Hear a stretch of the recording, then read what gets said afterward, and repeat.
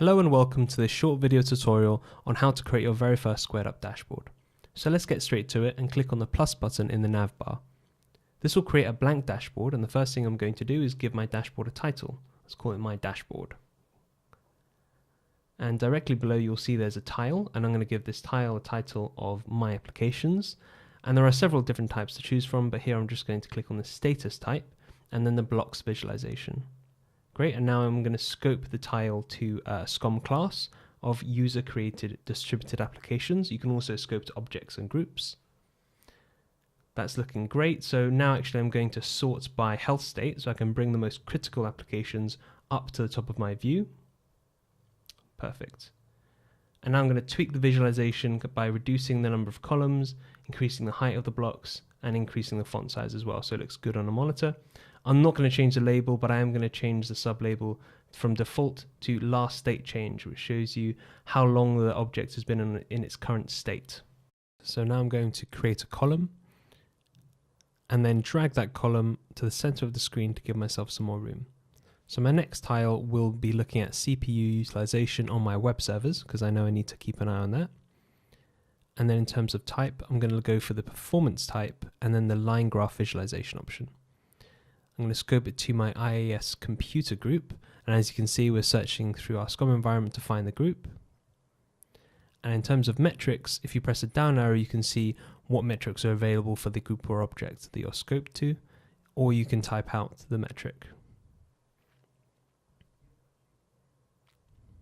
Great, and I can choose time frame. So in this case I'm going to go for 24 hours.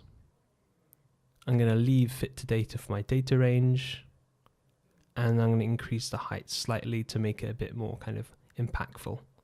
Great, so for my next tile I'm going to go for low disk space on my SQL servers, because that's another thing I want to keep an eye on. And this is again a performance type tile, but this time the bar type visualization is best. I'm going to go for my SQL computers group.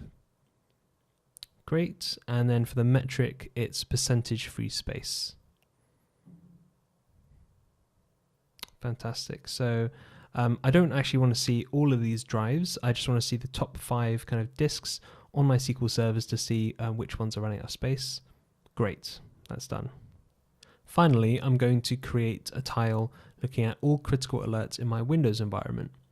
So I'm going to call it critical alerts and select the alerts tile type. Now I'm going to scope it to the all Windows computers group. Great. And then for filters, I'm going to only want to see error and then higher normal priority. That's good. And then just the last 7 days is sufficient. I'm going to keep the limit of 5, but I'm going to show the column titles for each of those fields. Great. And now I'm going to publish that out to my navbar. Fantastic. So as you can see, you can achieve a lot with Squared Up in just a couple of minutes. You can get a high-level overview of your applications, see key metrics across your infrastructure, and see your critical alerts. So there's a whole lot more to kind of see in Squared Up, and I hope you enjoy it. Take care, and thank you for joining me.